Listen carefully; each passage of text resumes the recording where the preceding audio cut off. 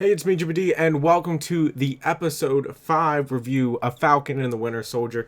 I'm actually here with Joe. We're going to get two perspectives on this really fucking good episode. Joe, I want to know what you thought. Since you haven't been part of the reviews, what did you think of this episode? I honestly have been really enjoying the series. I mean, it's way better than WandaVision. Yeah, It I mean, feels. WandaVision was a whole different type of show. Yes, it was. It was a whole different genre, and I think WandaVision was the experiment. And this show, while still experimenting slightly, it's pretty much a traditional Marvel show, or storytelling, not show, but storytelling.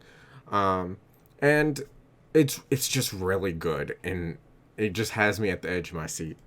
The What? the way I see this, I feel like this show could have been its own movie versus WandaVision. I feel like it's just a prequel to like a movie. It's a setup to a movie. Yeah, like this does feel like its own thing. WandaVision very much was the beginning of something else. WandaVision was like a tie-in like Yes. show. This has more like standalone. Like you could rewatch this and still like feel excited to watch it. I And don't know if WandaVision holds that same. I don't think it holds that same value. yeah, I thought about this last week when I was doing our review, and honestly, the rewatchability of Falcon and Winter Soldier is so much higher than WandaVision. Yes, you're going to rewatch WandaVision just for like the Easter eggs and understanding like, oh, this makes sense now after you know the twist ending. But with Falcon and Winter Soldier, you could sit down and binge it and it'd be its own movie. It'd be like sitting down and binging Endgame or the Captain America movies. It's very interesting, and I like this setup and this way of doing the Marvel shows than the WandaVision way. Yes, WandaVision had a lot of hype, but it also kind of fell flat there at the end. While it was a good ending, there was just a lot of issues and plot holes with WandaVision. Falcon and Winter Soldier, we're not getting that. We're getting amazing storytelling. We are getting potent topics that are in the news and in just the world in general today, but we're getting that superhero Marvel twist to them. Now, this episode is very much. I don't want. When I'm covering the CW video shows, I call this kind of episode a filler episode, but this really wasn't a filler. It was more of a let's get Bucky and Sam's relationship back or even tighter than it was before, even when Steve was around. Like, Sam and Bucky were friends, acquaintances because of Steve. This episode really had them build that friendship because they're, well, according to Bucky, two dudes pretty much. Mm-hmm.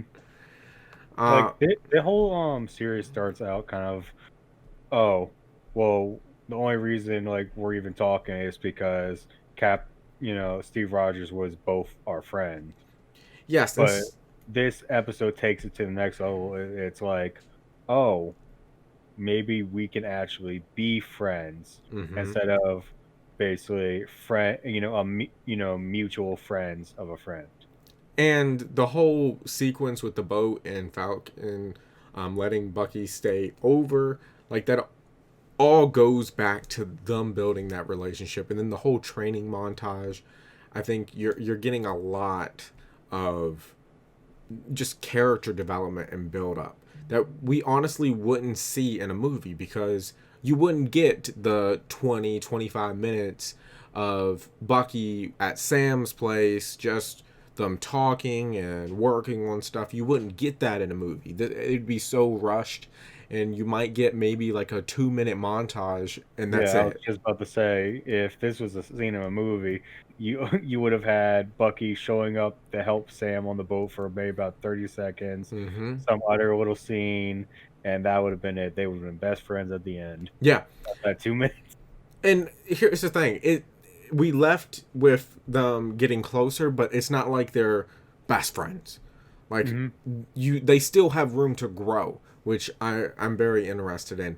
the whole training montage of Sam working with the Shield and getting better with the Shield, getting his own kind of fight style with the Shield, that was really enjoyable. It shows that Sam is working hard to, I don't want to say defend the legacy of the Shield, but he's really working hard to hold that Captain America name proud, that John Walker did not do.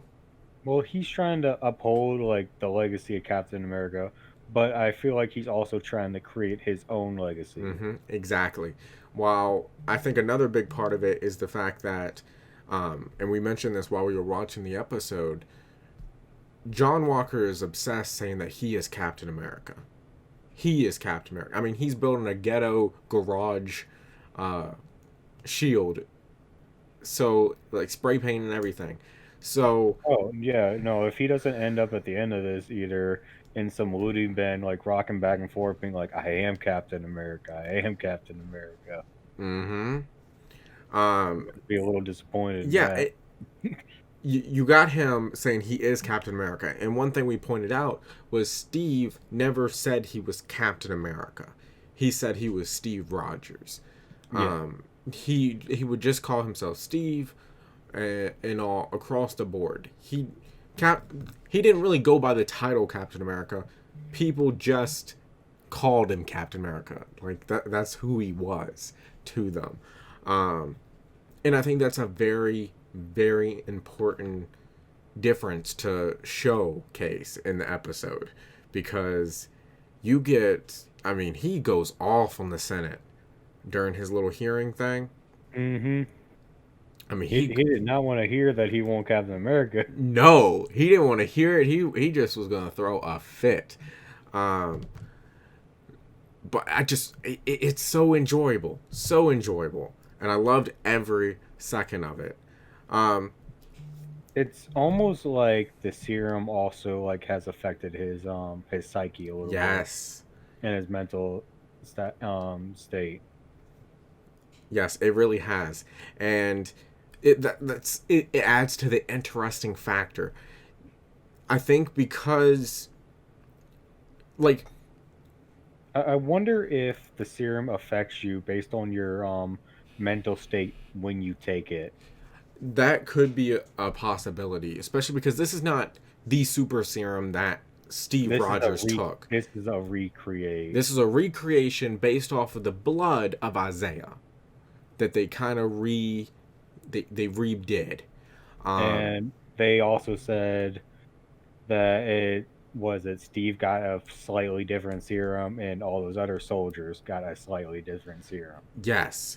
So it's probably not even the same exact like strand that Steve got. No, and I want to talk about Isaiah for a second. I don't know if you guys remember, but in the Spider-Man animated show from the 90s, there's a storyline, a story arc for a few episodes where Spider-Man, Peter Parker, has to work with some of Steve Rogers' other teammates.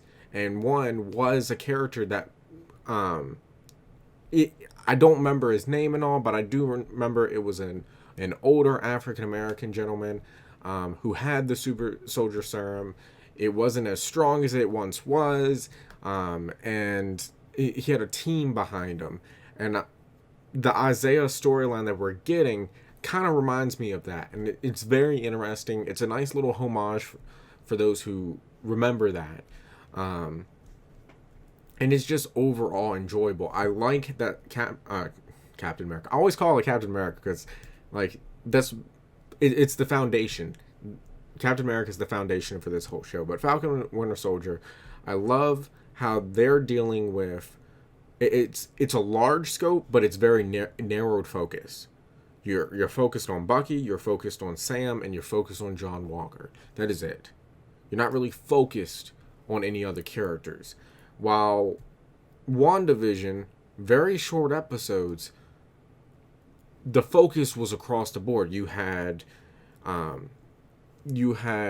people outside of the hex. You had Wanda and Vision inside it. You had it changing decades and different shows and all. You had a lot. It was large scope, a lot of Then you had it characters. kind of like split, and it was like, here's Wanda, and then here's Vision. Yeah, When Vision started like putting the pieces together. yes, and with Falcon and Winter Soldier, I just think it's so well done. I am not trying to trash WandaVision.